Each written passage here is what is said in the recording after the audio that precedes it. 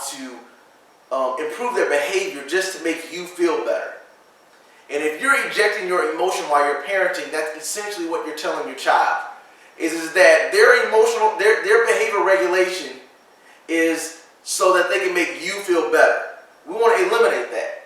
We want kids to improve their behavior because it is the right thing to do, because it will make them feel better in the long run. So we want to reverse that cycle. So the way we do that is through proactive parenting. In other words, we want to be aware of how we parent, and we want to be aware of what are our child's challenges in advance. And so proactive parenting is a planned course of action to help combat adolescent predictable behavioral challenges. Everything that your child is doing right now, they're probably going to do 2 months from now if you don't deal with it. As a matter of fact, for the next 2 months, I can promise you that about a good 80% of what your child does can be predicted, for the most part. Because we know our children. We know what they're apt to do. We know it. As a matter of fact, they know it too. So because we know that, we can set up a plan to help them circumvent those things in advance, long before the temptation or the challenge arises. So proactive parenting, a controlled verbal and emotional response to child. And so when we look at their behavior that we know that they display all the time, what we want to do is set in our mind how we're going to react to that behavior in advance. What that'll help you do is it'll help you have a sincere relationship with your child. And it'll help not only build a relationship with them, but it will also help them see their behavior for themselves and not based on how you see it. This process of proactive parenting requires practice, repetition, and consistency. Now they all look like the same word there, but understand that you have to put into practice what you preach. Not only for them, but for yourselves. You want to repeat it as often as possible. And then consistency is the long haul. In other words, you want to endure, you want to create this lasting, if you want to create this lasting impact on your child, you want to make sure that you are following through and you're creating a certain amount of consistency in how you approach their behavior or misbehavior.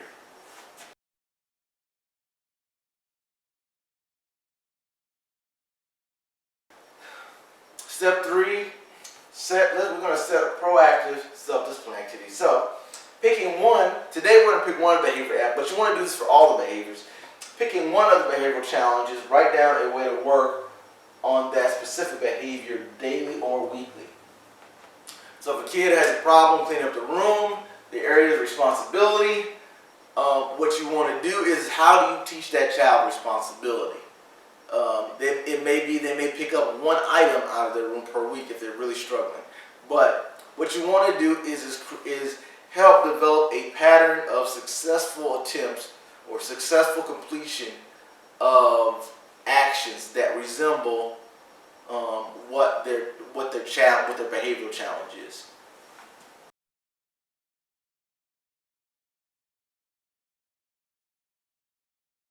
So before I go to the next step here, I want to talk about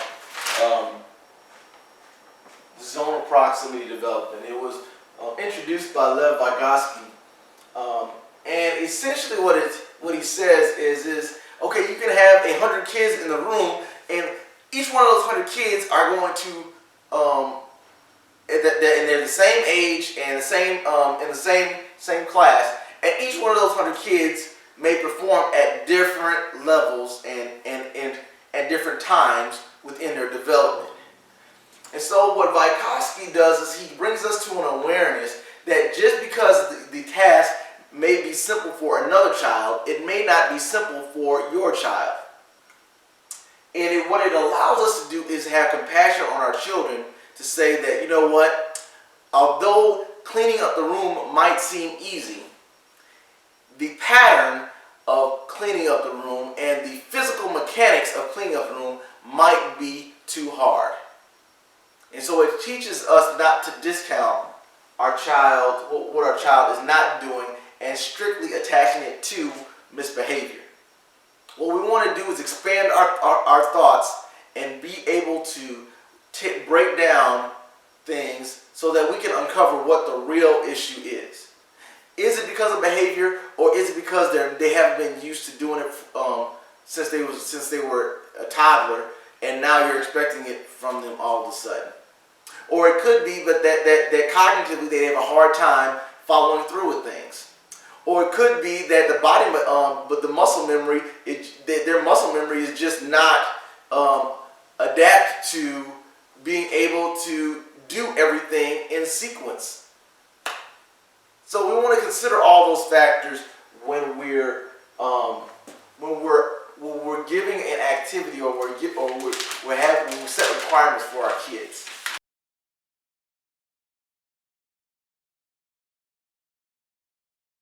Step 4, create a refined self-discipline activity.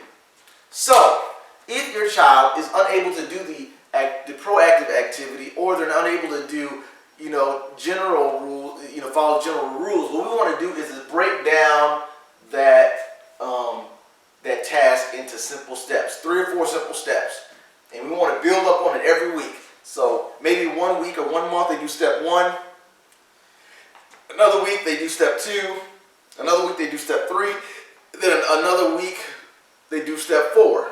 And what we want to do is we want to build them up so that over time we're providing them positive affirmation in regards to them successfully completing each step.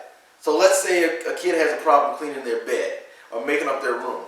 What we want to do is break down making up a bed into about 4 simple steps. So the first step is to remove all the items off the bed. So I may say to my child, let's remove all, for the first week, I just need you to remove all the items. And what we're paying attention to is we're tracking how consistent they can do that. What is the real issue? Is it time management? What are those things? But we're going to find that out if they can't do that simple step. So for the first week, you remove all the items. The second week, you put the sheets on the bed. So you're going to remove all the items and put the sheets on the bed. The step 3 would be remove the items, put the sheets on the bed, and then put the pillows on the bed. And then the fourth item would be a fourth step would be to cover it up with your regular sheets, whatever. And so we're breaking each step piece by piece and giving them room to assess what the real issue is. Is the real issue because you're lazy, or is the real issue because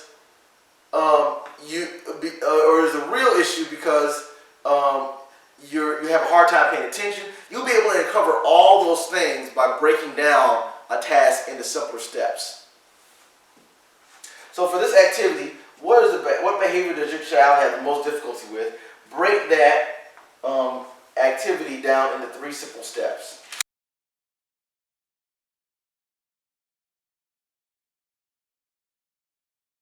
In the next transition, I want to talk about Murphy's Law, the VPP model. This system is not perfect by any means. It is an attempt to help improve a child's behavior through assessing, using a method that allows them to assess their own behavior on a weekly basis. So my rule is anything that can go wrong will go wrong. Murphy's Law. And what that means is that your child may not, they're bound to make mistakes. In other words, we set these activities and they can fail over and over again, but we don't want to get discouraged. We want to make sure that we're not only that we're not only aware of it happens, but that we prepare for it to happen. And that's the key with this, and that's the key with explaining this principle here, is we want to prepare for Murphy, okay? We want to prepare and make sure that, and say that, okay, what if my child is not able to do this task? What can we set in place to help them bounce back?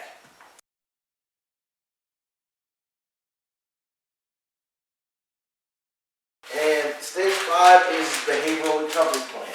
Putting in and implementing a behavioral recovery plan for when they are not able to follow through on things. Now, our behavioral recovery plan looks somewhat like a consequence, but it's not. the intent is to help your child bounce back. Oftentimes we put the consequence in place, but we never explain the purpose of having a consequence. And so what it feels like to the child is punishment. That if I don't do the right things, that I'm going to go through torture. That's not necessarily what we want to impose upon our children. What we want them to do is to say, okay, if you make a mistake, then how do you bounce back? If you can acknowledge that you made a mistake, then how do you bounce back? Now, if a child will not admit they made a mistake and they're making mistakes in the household, but they won't admit it, then there's obvious consequences that they're just not going to understand. It's going to feel like somebody's punishing me. But we want to avoid at all costs going the punishment route. What we want to do instead is we want to deal with the discipline side and say, how can I not only teach you discipline, but how can I teach you self-discipline? So for this activity, which behavioral challenge does your child struggle with the most? We say create a response activity to help your child recover from that behavioral challenge.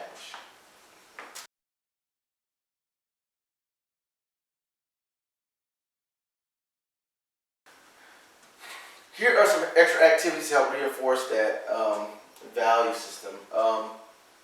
Create a mini poster of your core values. So define what each value means. So imaginary, you want to create it, post it on the walls, and say, okay, this is respect, and this is the definition of it. So we're gonna post this up. I'm a key advocate for visualization. The more visuals you can provide your child, the better. So we always want to provide our children with visuals as to how they can improve their behavior. But not only that, but we want to remind them that it exists up there, and we want to get them engaged as to why it exists.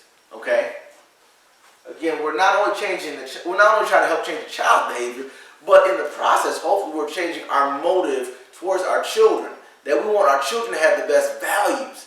It's not so important that a child has the best behavior, but that they have the best, that they're striving for having the best values that will help them navigate not only in the present state, but also in the future.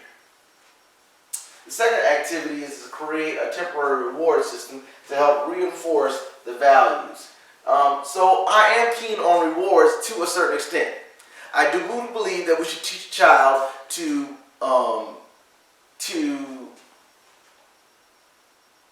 improve because it's the right thing to do. However, I do believe that some children need external motivation in order to perform something. And so I want to get a child in a habit of doing something with positive reinforcement and a reward system, and then what we'll eventually do, once we see a pattern of them doing over and over again, what we want to do is we want to wean off it so that they're doing it, but they're, instead of getting a reward, they're getting a positive affirmation through our relationship. Again, so they can graduate into doing what we call intrinsic motivation. In other words, doing it because it's the right thing to do. And the activity that you can do at home, if you got a camera and you can print photos out, is you can take let's say your child has a problem brushing their teeth. You can take a picture of them brushing their teeth and post it in the bathroom, and then that way they can see visually what they're supposed to do. And doing this activity, it's a fun activity, and it allows them to be able to look at themselves, be responsible. I mean, again, a key thing when we talk about visualization.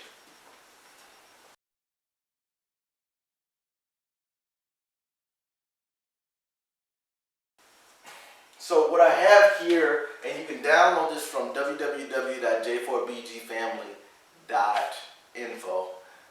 What I have here is a weekly, what I call this a value improvements chart. I hate to get strictly into behavior because we're not improving behavior. We're improving our values as they relate to our behavior. And that's a key distinction there in this process here. Is we want to link towards the values. We don't want a child to be so fixated on their behaviors that they forget that that there is an eternal and future goal that exists within us, and that is our values. How do we improve our values as it relates to what we struggle with?